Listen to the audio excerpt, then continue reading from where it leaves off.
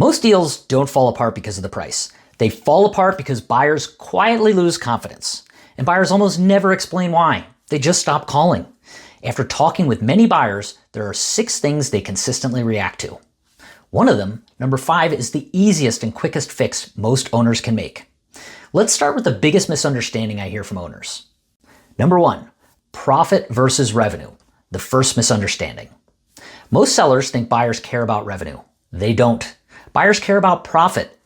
Here's how this usually lands in real conversations.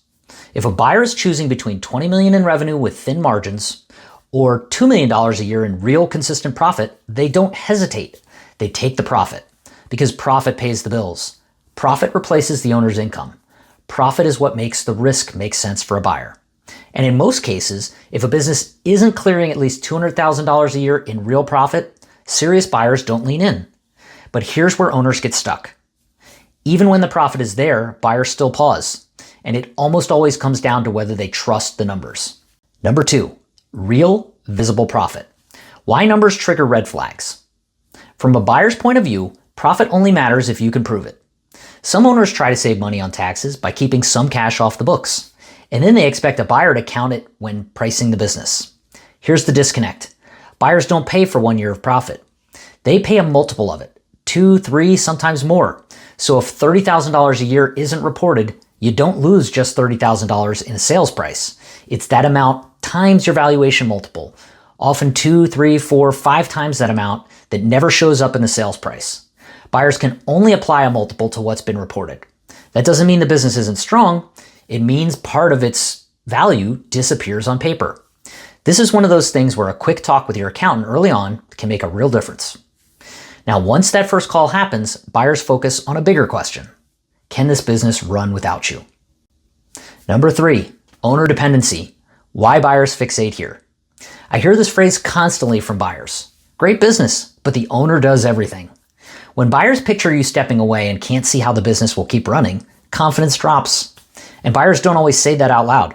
They just cool off and disappear. Here's the good news. Buyers aren't expecting a big management team or corporate structure. They're looking for someone who handles day-to-day work, a few key processes written down, a clear transition plan. Even modest changes can dramatically make the business feel safer to step into. But even when the business runs without the owner, buyers still zero in on one thing. Number 4, customer concentration. The quiet deal killer. If too much revenue comes from one customer, buyers immediately start doing mental math. What happens if that customer leaves? What happens if pricing changes? What happens if the relationship shifts? This is where buyers start protecting themselves instead of leaning in. Buyers consistently value repeat customers, recurring work, revenue spread across multiple sources. Stability beats growth every single time. Once buyers feel revenue isn't tied to one relationship, conversations get more serious. This next one catches most sellers off guard.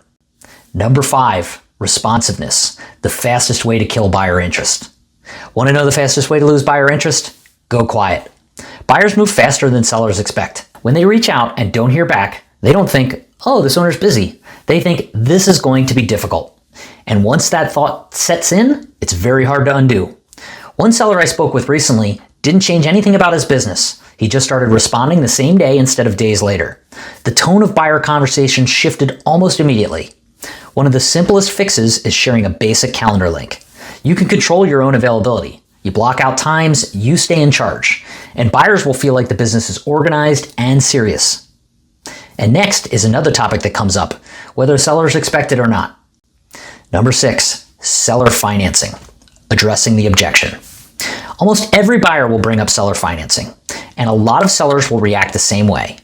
Why would I finance my own sale? Here's the key thing to understand. Even if you're not open to it at first, saying no too early can cool buyer interest and stall the conversation. Keeping it on the table keeps buyers engaged. It shows you have confidence in the future of the business and gives you leverage. You don't have to agree to anything. You can always decide later. And in some cases, spreading out payments can reduce your tax burden and earn interest along the way. But that's a bonus for you. That's not the main reason buyers ask. The main thing is this: shutting it down early can limit your options. Price isn't what kills deals. Loss of confidence is. If you're thinking about selling your business, Check out the links below. You can list with us for no fees and just book a quick conversation.